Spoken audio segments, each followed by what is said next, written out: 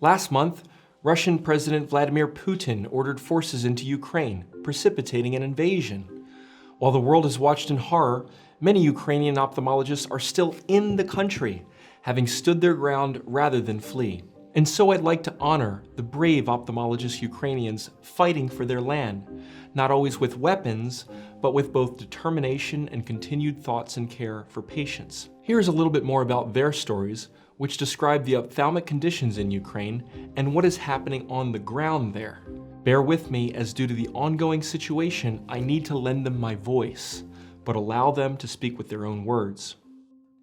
Dr. Peter Lyushkevich is a self-described oculist MD in Ukraine. He attended Ivano-Frankivsk Medical Academy from 1989 to 1995, which would have spanned the era from pre- to post-Soviet times in Ukraine. He has a lot to say about that. This is the post-Soviet country, and it is difficult yet to develop the standard learning of eye surgery in any big city of Ukraine. In fact, in Ukraine, there are not many ophthalmologists who perform surgery. There are many ophthalmologists in government clinics or even hospital departments, but without surgery qualifications. There are some good surgeons in refractive surgery and some others in vitreoretina surgery. If we're talking about refractive surgeons, I know about 15 in Ukraine, but maybe we have about 100 in total. I do not know all of them. If vitreoretinal surgeons, I would say we have about 10 doctors. This is the most rare of all surgeons. If what Dr. Lyushkevich says is accurate, then Ukraine is poorly prepared for ophthalmic trauma.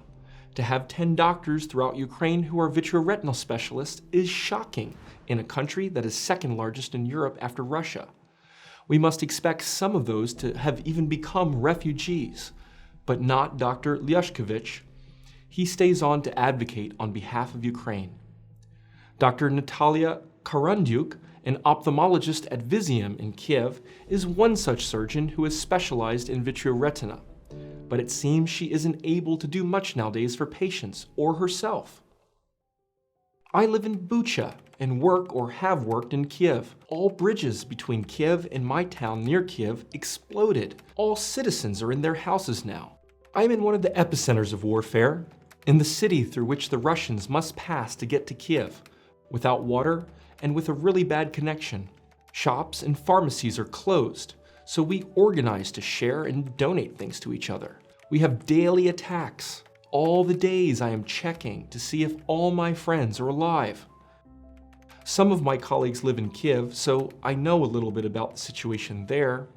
The ability of Ukrainian ophthalmic surgeries depends on the region of Ukraine now. In relatively quiet regions, operations are possible. In regions with active warfare, only urgent surgery is functioning. Dr. Karandyuk mentioned she was especially concerned about retinal disease such as AMD going unchecked, as well as uveitis and glaucoma. Since the war began, however, there are further ocular concerns, including penetrating injuries and puncture retinopathy. Those doctors who have the opportunity to work help the wounded in hospitals, she said. Others signed up for territorial defense. I hope the war will end soon and I will be able to return to my work, she said. Asked if she had a message for the international eye care community, she said this: "During the war, our patients suffer greatly and are unable to receive the necessary care. If there is any additional possibility to stop the war or prevent it, this should always be done." Back in Kiev, Dr. Tetiana Manoilo said it is too difficult to talk. Everybody in Kiev is in the bomb shelter. All ophthalmological private clinics are closed.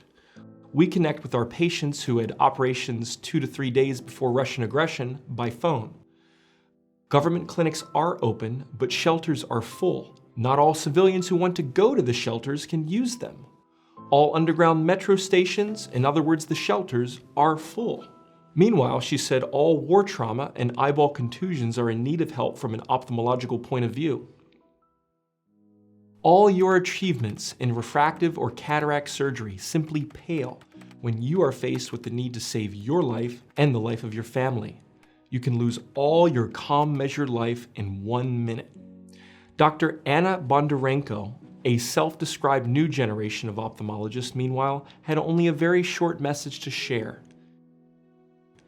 The situation is not stable. All the time, I hear the alarm that warns us about a potential airstrike.